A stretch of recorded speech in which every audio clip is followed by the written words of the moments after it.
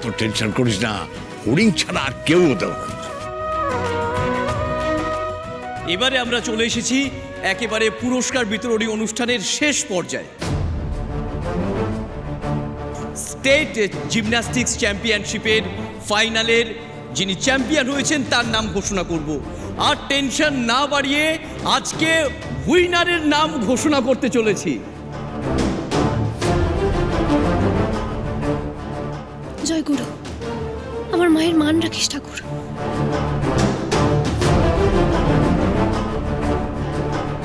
এবারে স্টেট চ্যাম্পিয়নশিপে রাজ্য থেকে যে জিতেছে সেরা পারফরমেন্স দেখিয়ে সবাইকে টেক্কা দিয়ে ফাইনালের শিরোপা ছিনিয়ে নিয়েছে।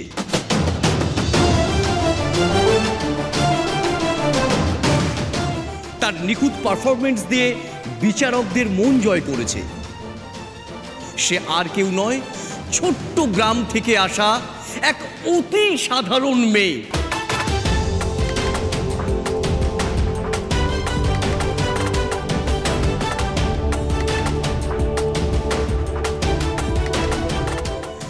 আলতা ফড়িং নস্কর চ্যাটার্জি। Yes!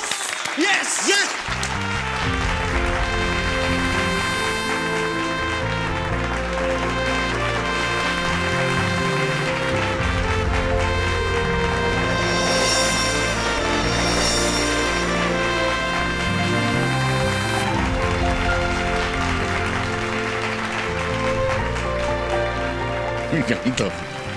আমি জানতাম ফড়িং চ্যাম্পিয়ন হবে।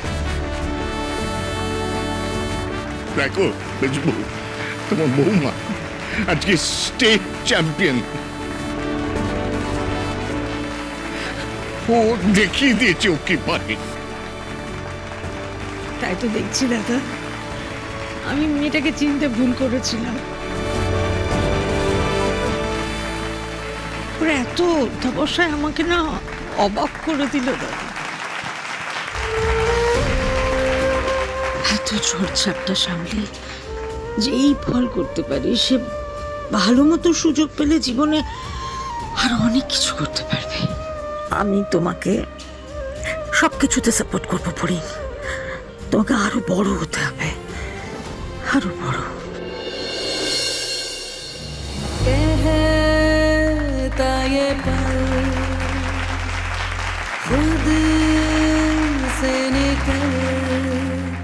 जीते हैं चल, जीते हैं चल, जीते हैं चल।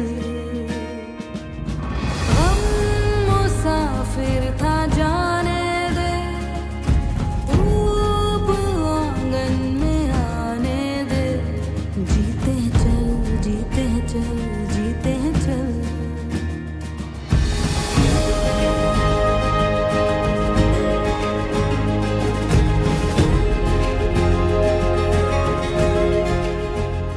বারণ করেছে তো জিমন্যাস্টিক না করতে, করেছি তো বারণ, কেন শুনিস না তুই? হ্যাঁ,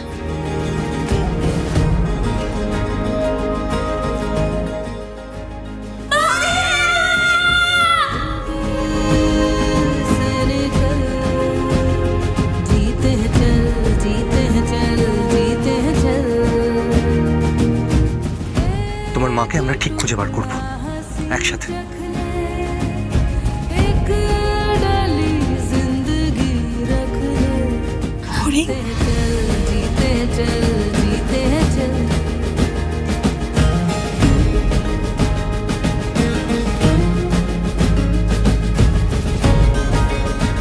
এই 3 মাসের মধ্যে ফড়িং প্রমাণ করে দেবে যে ও তোমার ছেলেকে বিয়ে করে কোনো অন্যায় করেনি, এই বাড়ির যোগ্য বউ সে। 3 মাসের মধ্যে যদি প্রমাণ করতে না পারে যে ও এই বাড়ির যোগ্য বউ, তবে তুই ওকে রেখে আসবি তো যেখান থেকে নিয়ে এসেছিলি সেখানেই। ওরে মেয়ে, ওই নির্মল ব্যানার্জি তো তোর বাবা।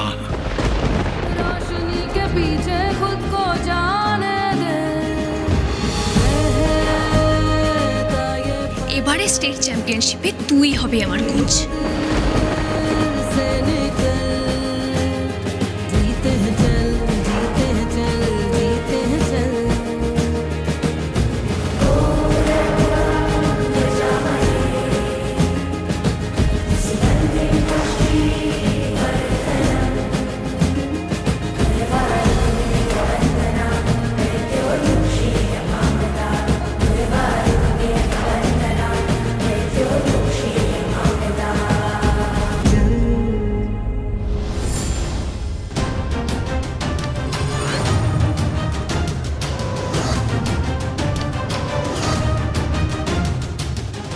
অন্যায় তুই আমার মায়ের সাথে করেছিস, আমার সঙ্গে করেছিস। দেখ, তারপরেও আমি ঘুরে দাঁড়িয়েছি। এত বড় জায়গায় এসে জয়ের মুকুটটা আমি ছিনিয়ে নিয়েছি।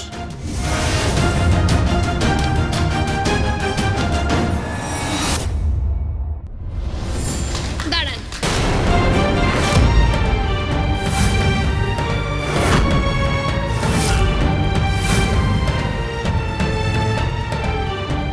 আপনার হাত থেকে এই প্রাইজ আমি নেব না।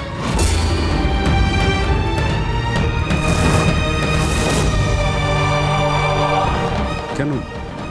আমাকে তো দায়িত্ব দিয়েছে যে উইনার তাকে মেডেলটা পরিয়ে দেওয়ার জন্য। জানি, কিন্তু আজকে এটা আমি নেব না।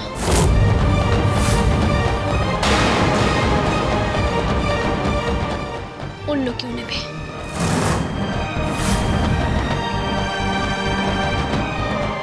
আজকে এনার হাত থেকে এই মেডেলটা আমি নেব না।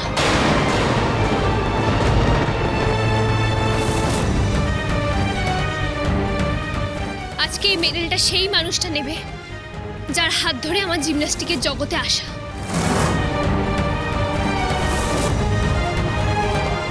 যে মানুষটাকে ন্যায় পাওয়ানোর জন্য আমি এই জিমন্যাস্টিকে এসেছি।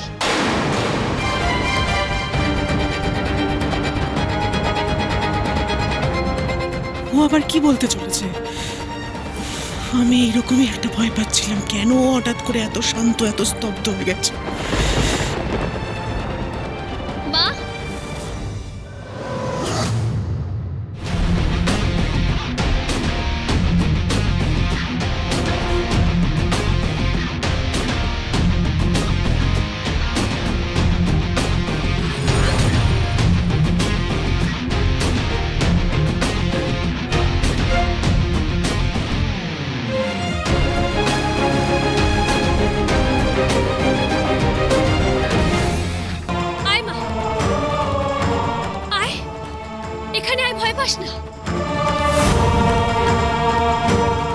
রাধারানী এখানে কি করে এলো দাদা?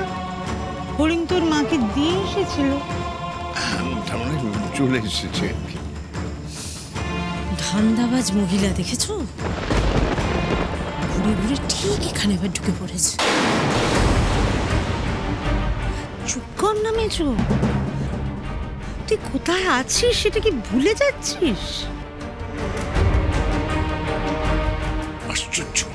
আরে বাবা, মেয়ে প্রাইজ পাচ্ছে আর মা সেখানে থাকবে না?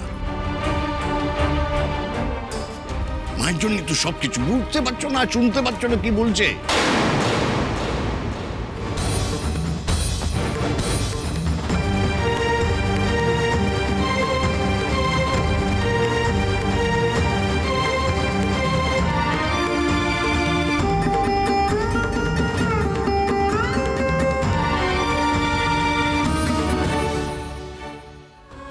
যেমন কি কষ্ট হচ্ছে জানো, এইসবের মধ্যে বাবুটা নেই। কত ঝড় ঝাপটা সামলে মেয়েটাকে এখানে নিয়ে এলো। আমরা কেউ কিন্তু ওকে মেনে নিইনি, কিন্তু বাবু সব সময় সব লড়াইয়ে ওর সাথ দিয়েছে। আজকে এত বড় অনুষ্ঠান, ওর এত বড় জয়, বাবুটা দেখতে পেল না।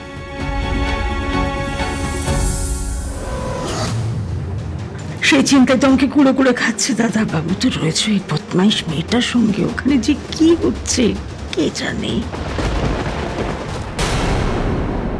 তোরা জানতে চাস তো কি হয়েছিল আমার মায়ের সাথে? কার সাথে মিশেছিল বলে আমার মাকে নষ্ট চরিত্রে বলা হচ্ছে? হ্যাঁ, বলুন কে সে মানুষ, আমরা তো সেটাই আপনার মুখ থেকে শুনতে চাইছি। আমার মায়ের সাথে হওয়া সমস্ত অন্যায়ের জন্য দায়ী এই লোকটা। এই নির্মল ব্যানার্জি হলো আমার বাবা।